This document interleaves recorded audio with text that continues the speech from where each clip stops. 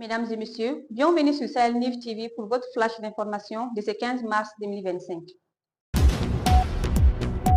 L'état-major général des armées informe l'opinion que les FAMA poursuivent les opérations de sécurisation et de stabilisation du territoire. Depuis le 10 mars 2025, les terroristes, auteurs de pressions sur les populations, ont été recherchés et détruits dans les forêts de Bozola, Sota, Sungamarka, Wolon et Duguni, dans le secteur de Massina. Parallèlement, des frappes aériennes ont visé les terroristes, harcelant les populations de la localité de Numbozo dans les cercles de Djafarabé et détruit plusieurs de leurs refuges. Une reconnaissance offensive de 48 heures dans les secteurs de Inraban et Inekar dans la région de Menanka a permis de détruire une importante base logistique terroriste avec la neutralisation de plusieurs terroristes et la récupération d'importants équipements militaires. L'état-major général des armées rassure que les opérations continuent. Par ailleurs, il met en garde contre les complices alimentant les réseaux terroristes.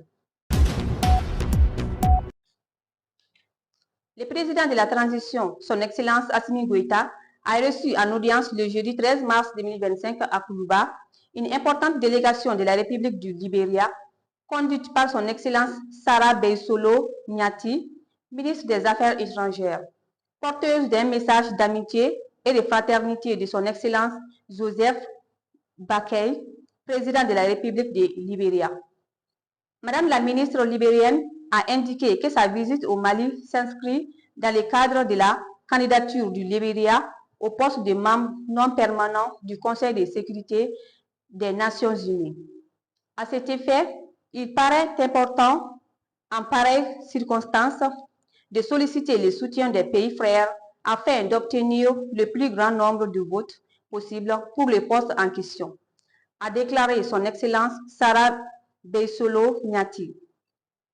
Une candidature a-t-elle poursuivi qui vise à représenter l'Afrique au sein du Conseil de sécurité des Nations Unies et surtout à défendre les intérêts stratégiques du continent.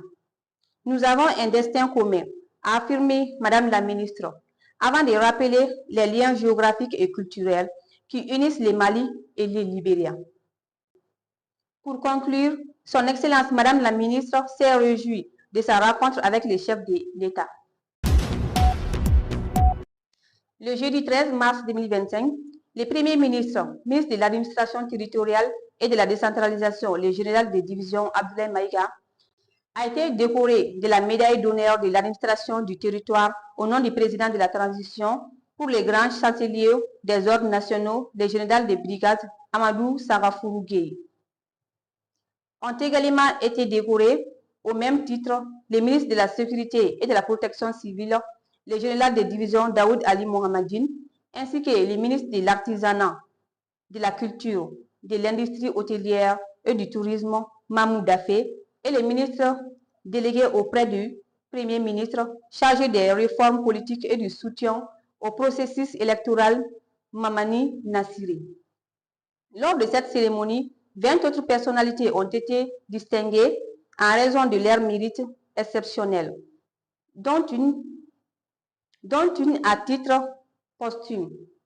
Le Premier ministre, dans son discours, a félicité les récipiendaires pour cette reconnaissance méritée.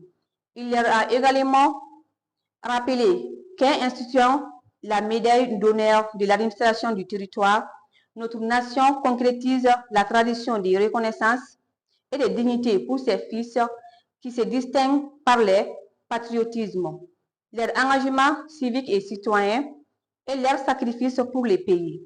Il les a encouragés à persévérer dans leur engagement au service du Mali. C'est avec une grande tristesse que nous vous annonçons le décès de Maurice Mano, un homme qui a marqué le monde de la télévision malienne avec son émission Tiroir sur l'ORTM. Il est décédé le jeudi 13 mars 2025 à l'âge de 73 ans des suites d'une maladie de courte durée à l'hôpital du Mali.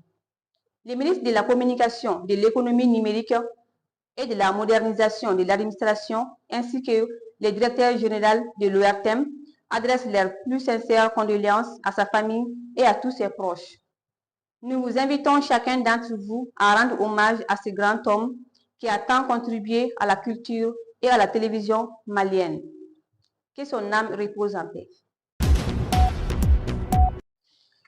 C'est tout pour ces flashs d'informations. Merci de l'avoir suivi et à très bientôt. Surtout, restez connectés sur notre page Sahel News TV.